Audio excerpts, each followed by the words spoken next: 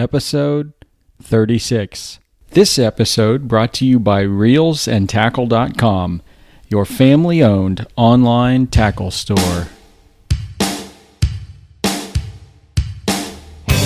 Welcome to the Telltale Fisherman podcast, where avid anglers share the story of their best fishing day ever to inspire yours. Now it's time for another epic adventure. So here's your host, John Woodson.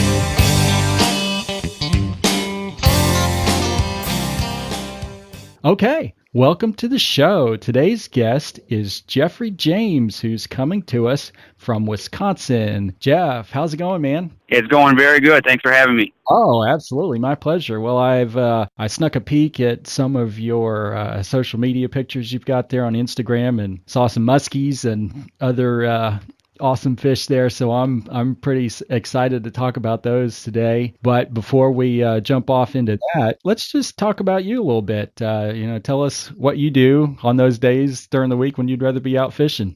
That's a good way of putting it. Yeah.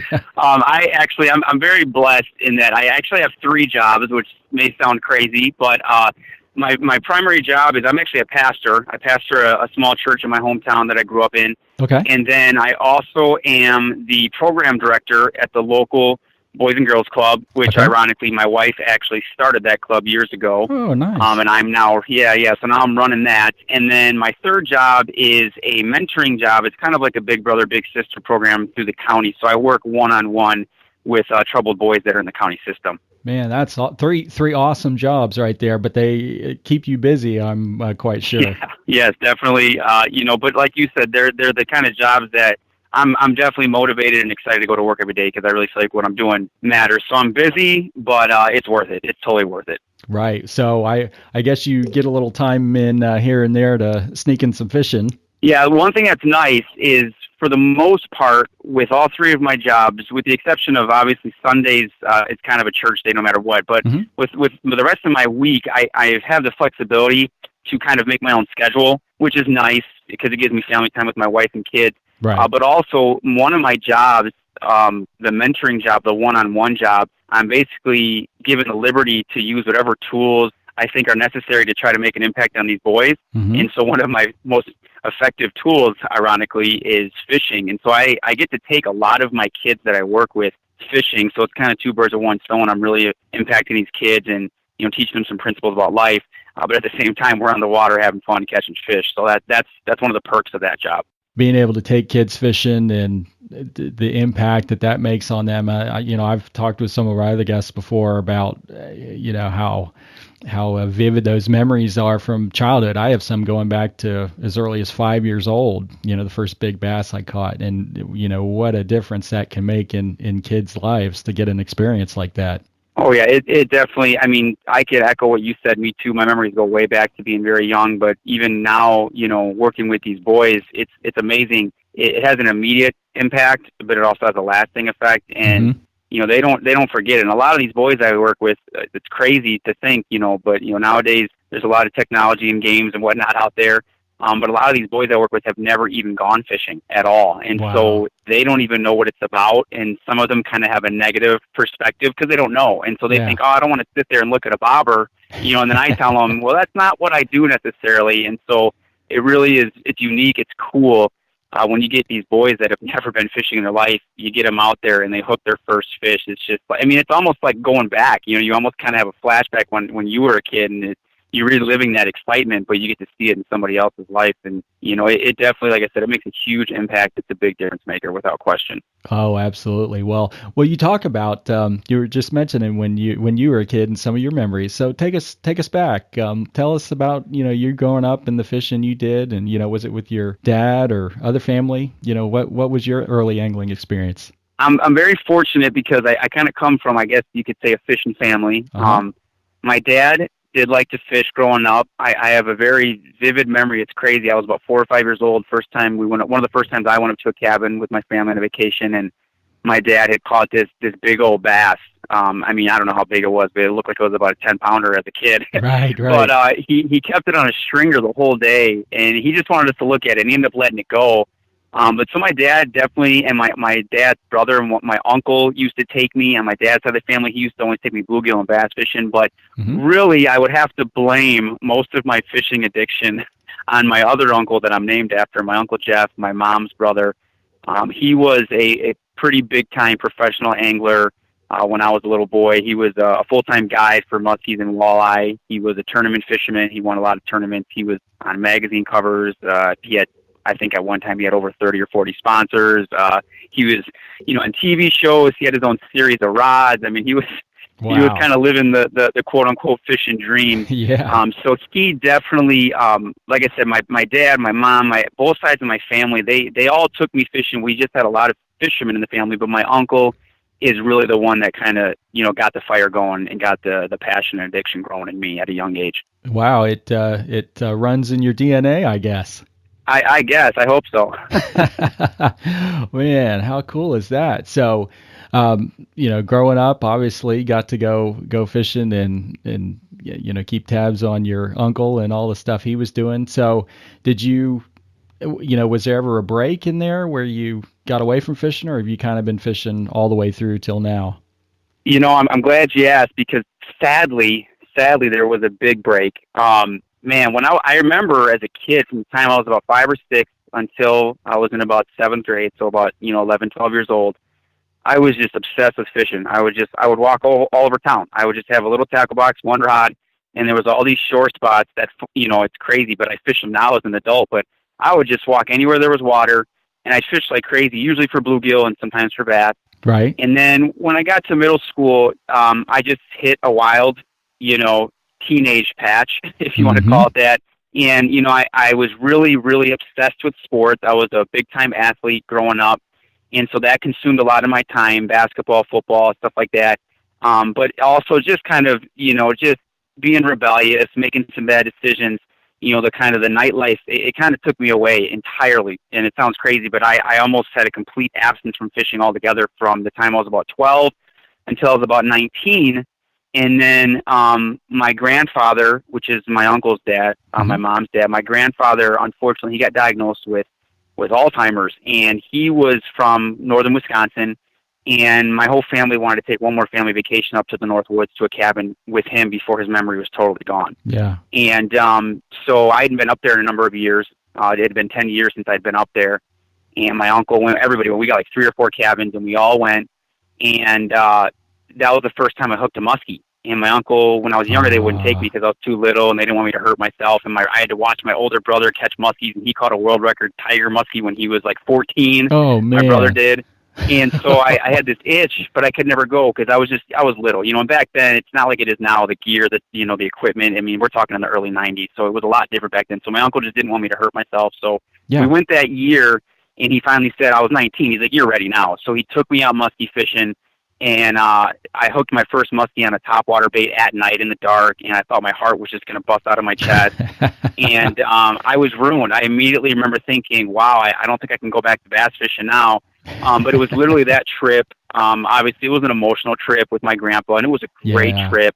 But it was our last one with him there. And then on top of it, I hooked my first muskie. I didn't catch it, but that trip is literally, it sounds crazy, but that is what got me, to come back to the outdoors world. And I'm thankful I did, better late than never, right? Yeah, absolutely. Well, I mean, that's a pretty epic story right there, but that's what got you hooked on muskie fishing, right? I mean, that's your favorite fish to pursue now, I take it? Yes, without question. I still, bass fishing's fun. I live, my hometown lake's a trophy bass lake. I still bass fish whenever I can. And I do enjoy walleye fishing a lot as well. But man, it's crazy. You hear muskie guys talk about the muskie bug or muskie fever, and they'll always tell you, if you hook one, you're ruined. And people that don't muskie fish or have never hooked one, they kind of think like that's an exaggeration. That's a little bit, over the top. But it really is true, and that's exactly what happened to me. I hooked a muskie, and I never remember. I'll never forget thinking that night. We went back to the cabin. I couldn't stop. I couldn't stop thinking about it all night. The next morning, I woke up thinking about it. And I immediately realized it was like a virus. And I'm like, man, that was so intense. The hit was so hard. The fight was so crazy. It jumped. It got airborne. It got me wet. It literally splashed me and got me wet when it got off because it was right by the boat. And I remember thinking, bass fishing. What's bass fishing? I mean, that's nothing now. It's not even close. The adrenaline rush. I've never experienced anything like that. So, see, I definitely am most passionate about muskies. There's just something about them. They're hard to catch, but when you hook them, and it's just it's 110 miles per hour from start to finish. It just gets your heart going, and it never gets old. That's what's crazy. You can catch a bunch of them and even some big ones, but it's just like the next time you're in the water, it's almost like you're trying to catch your first muskie all over again. It's insane. Wow. Yeah, that's one that's definitely on my bucket list to catch. I haven't got one yet, but one of these days I got to get up there and do that. Well, hey man, that's one thing I do is I take people fishing as often as I can. So if you're ever up in my neck of the woods, let's make it happen. I'll do whatever I can to get you. I can't catch it for you. They're hard to catch, but I'll at least try to give you a shot. Oh man, yeah, that'd be awesome. Well, when we get back, Jeff is going to share with us his most epic muskie story ever. So stay tuned. If you park your boat on an incline, you have to be careful to make sure it stays where you drop it. A wheel ring chock for wheeled trailer jacks is a big help. They're inexpensive and they make sure that the wheel stays on a block if you elevate the jack. I use it with my boat all the time. And if you want to check it out, go to tell.fish/gear in your browser. We have a link to it there. All right. We are back with Jeffrey James, and we've been talking about the muskie that got him hooked on muskie fishing when he was 19, and that's kind of become a passion of his ever since then. And I understand today you're going to share with us your most epic muskie fishing story. So what happened? Yeah, so I've been fortunate to catch quite a few muskies over the years. But where I live in southern Wisconsin, I'm fishing relatively smaller bodies of water, especially when I'm shore fishing. Honestly, I'm usually fishing like they're called rivers, but in my mind they should be called creeks and streams. So to see a lot of muskies is in some of the spots I fish in shore. You're not going to see these lake numbers where there's hundreds or if not thousands of muskies in the lake. The spots I'm usually fishing, at best there might be 20 to 30 muskies in one little area, one little bay, or one little corner of the river. So I went to one of my honey holes, and I actually had an appointment I needed to get to that morning. And so I woke up early on purpose because I'm like, you know what, if I got to get up and go to this appointment, if I get up a couple hours early, I can sneak in some fishing, because as busy as I am, if I can get in an hour or two anywhere, whether it's bass or muskie, I'm going to make it happen. I like the way you think, yeah. Yeah, you got to capitalize when you can, man. Absolutely. So I woke up a couple hours early, and I said, hey, I'm going to, I told my wife, I said, hey, I'm going to go fish for like an hour or two before I head to my appointment and then go to work eventually. So I get to one of my honey holes, and I knew they were there. It was a certain time of year in the fall when they usually pile up in this little bay. And when I say little, I mean this little bay on the corner of this river. It's probably no bigger than an acre. So it's almost like a really small pond. Okay. And I show up, and literally on my first cast, I was throwing a glide bait. On my first cast, a muskie smashed my bait right at my feet. I was in the water in waders, and I didn't get a good hook set. I wasn't expecting it. It's my fault. Yeah. But first cast, it was early in the morning. The sun was just coming up, so I hooked and lost one. Well, long story short, I fished for about an hour and a half, and in that hour and a half time period, I hooked 12 muskies.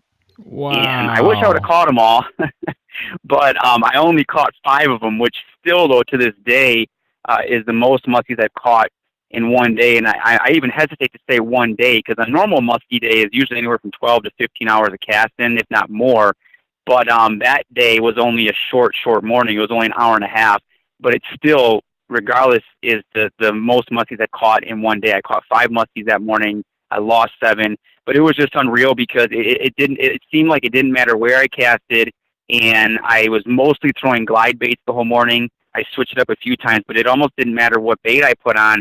It was about every 10 to 15 minutes, it seemed like I was getting a muskie hit. And so I couldn't believe it. I didn't want to leave. I wanted to cancel my appointment. I didn't want to go into work that day. I was like, they're going nuts right now. But it was still a great morning, and it was a blast. I still can't believe it. I haven't topped it yet, so who knows?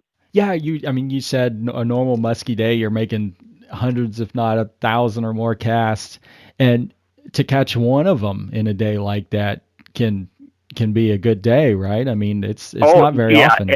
No, yeah, every time you go muskie fishing, it depends. It's all relative to the body of water on, where you're fishing, how big the lake is, how many muskies are there. But generally speaking, most guys will tell you, I'd say over 90% of muskie anglers will tell you, if you can just get one in the boat, it's a great day. And it really is. Every time I land one, big or small, I'm super thankful. But even more so, where I fish and how I fish from shore, I always tell guys when they ask me about shore fishing for muskies, just to be honest and realistic, I always tell them, honestly, I'm just looking for one bite. And I know that that might be the only shot I get that day. And so if I even get one hookup, if I see one and I hook one, and even if it gets off, I'm disappointed.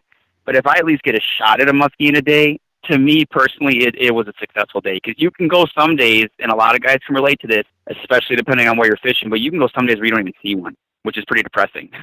Yeah, and tiring too, because you're using big, heavy gear and making a lot of long casts with big baits, and wear you out. Yeah, it's definitely it's work. I mean, it's fun and it's rewarding and it's worth it. But I'd be lying to you if I said I wasn't coming home some days with sore shoulders and my back bothering me. Right. Wow. Yeah. I mean, well, they call it the fish of 1,000 casts, right? Yeah. Well, guys always go back and forth, 1,000, 10,000 casts, but it's kind of all. Once you get to that point, the bottom line is, if you want to catch muskies and you want to do it consistently, you just got to get it in your mind that you got to keep casting. Which is kind of why my social media format, my name is Just Keep Casting. That's really what it boils down to. Yep. You need to keep casting, and some days you can have you can look at the morning I had, you can catch 5 in an hour. It happens. Mm-hmm. You can go 5 days without catching one. So it's just a matter of, you put in the time, you just stick to the game plan, you stay persistent, you put yourself in situations, you pay attention to the weather, all that, and you do the best you can to optimize your opportunities, and eventually you'll get one. Wow. Well, that's definitely the kind of day that will keep you coming back for more when you get them like that. That must have been pretty amazing. Oh yeah, I mean it's one of those things where you're super thankful, and I still sometimes like, man, I can't believe that day happened.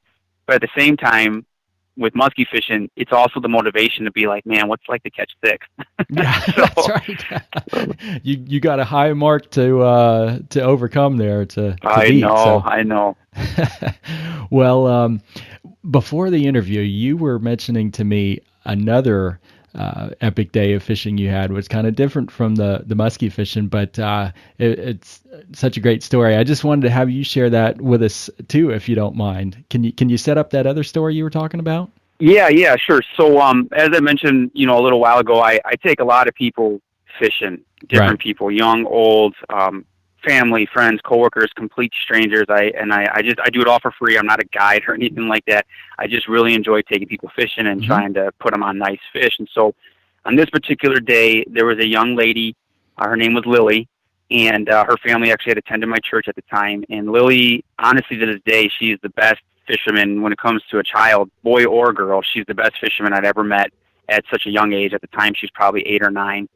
And she would wake up 4 or 5 in the morning, and her mom would drop her off wherever I was at if I was fishing. This little girl, her mom would drop her off before she went to work, and this little girl would fish with me. I mean, she was hardcore. Oh, cool. And she was just awesome. And so that particular day, I took her to one of my honey holes for bass, and the bass were just going nuts. It was unreal. Right away, right off the bat, I caught 2 3-pounders, which are good sized fish, 2 3-pound bass. And then she hooked a bass, and a little bass, and all of a sudden the line went down, and all of a sudden she had something heavy on there. And right away I'm like, something ate her bass. I get the net, and sure enough, about a 30-inch pike had eaten her little smallmouth bass. Oh, wow. And so I net the pike, and as I net it, the smallmouth, it spits the smallmouth out, and the pike was her biggest fish of her life. It was like a 30-inch northern pike, and she's freaking out, and we're taking pictures, and I'm so happy for her. And I get the thought, I'm like, man, if there's bigger pike around here, I wonder if I can get a real big one, because the lake we're on has really big trophy-sized pike. Mm-hmm. So I run to my car, I grab some of my muskie stuff, and it was the most insane bass day I've ever had to this day, because my first cast with this 11-inch muskie bait, I hooked a 4-pound largemouth. And about 2 or 3 casts after that, I hooked, still to this day, the biggest smallmouth I've ever hooked in my life. Now, I've caught multiple 5-pounders, and I've caught a 22-inch smallmouth, but this one I hooked on this muskie bait was easily 23 to 24 inches. So you can guess and do the math, but it was probably about a 7 plus pound smallmouth. Oh my goodness. And it got off. So we're catching fish like crazy. They're biting like crazy, and I'm getting these bass on this big muskie bait. A muskie gear. Wow. Oh yeah, and this is the day. It's actually one of my favorite techniques now, and this was the day that I learned it on this day, because it was all by a fluke chance because Lily caught this pike. So I'm freaking out. I'm upset. I'm depressed because the biggest smallmouth of my life just got off. And I remember Lily, I'll never forget her. She grabbed the net and she said, "Holy crap, that thing's huge," right before it hit my hook. So I'm kind of sulking for about 10 minutes, shaking my head, thinking I'm never going to get a bass that big again in my life. But I'm like, you got to keep fishing. Just keep casting, right? Just keep casting. So I pick up the rod again, and I chuck it out. And 10 minutes after I lost that huge smallmouth, I hook into this monster largemouth. And what's crazy is the bait. It was a musky bait. It had a bunch of hooks on it. It had two big trebles on it, one on the front, one on the back. Yeah. Well, this largemouth had hit the head of the bait, and I had it hooked on the front. Lily's she's running to grab the net, and she's bringing it to me. And while this fish is fighting in the water, the butt of the bait, the back end, is up, splashing the surface of the water. Yeah. And it had a tail on it. And out of nowhere, from underneath the pier, another largemouth comes and smashes this bait in the back. Oh. And I have two largemouth hooked at the same time. So Lily gets me the net. I could tell the front bass on the front hook was bigger, so I was thinking it's just net the bigger one. If you can net both, that'd be awesome. Yeah. As I'm netting them, the smaller one on the back falls off and jumps out. And I say smaller, but you're going to, imagination will make you realize it wasn't that small. But I net the bigger one on the front. I lay it on the ground, and as soon as I see it laying on the ground with its belly just bulging, I immediately knew it was the biggest bass in my life. Lily's freaking out. We're high-fiving. I measure it. It's 23 7/8 inches, so it's an eighth of an inch under 24 inches, and it had over an 18-inch girth. So you do the math, and it was over 8 pounds in southern Wisconsin, which is pretty big. And I then realized, man, that other bass was probably about 5 pounds, just guesstimating. And wow. But I got the big one, so we're freaking out. I'm shaking. I still didn't really realize what I had in my hands because 8-pound largemouths are not common. So I let it go.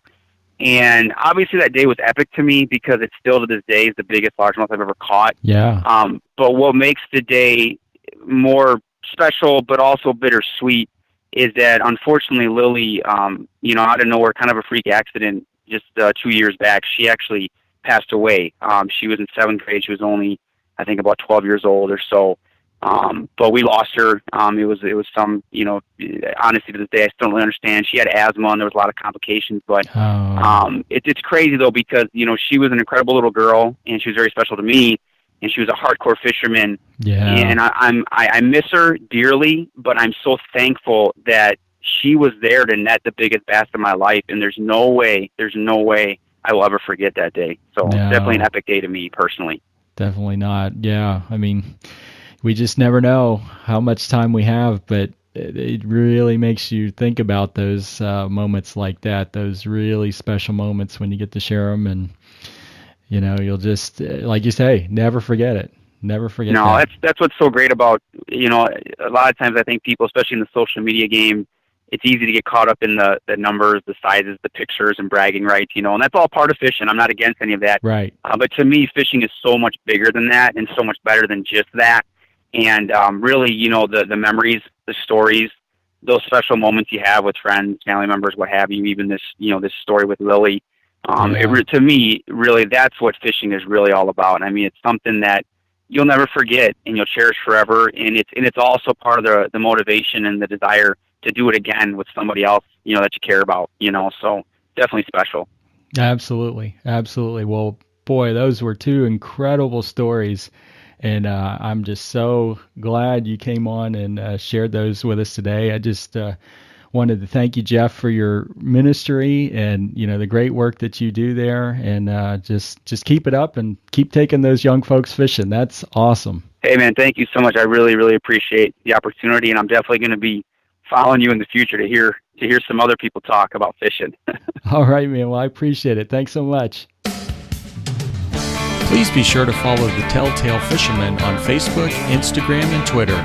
You'll get sneak peeks of upcoming episodes, notices of new episodes as they go live, and pictures from some of the most epic fishing adventures ever. Check the show notes for details. Thanks! This has been the Telltale Fisherman Podcast. Thanks for sharing another great tale with us. Be sure to check out the show notes page for more info on today's show and the gear we talked about. Keep those lines tight, and we'll catch you next time right here on the Telltale Fisherman Podcast.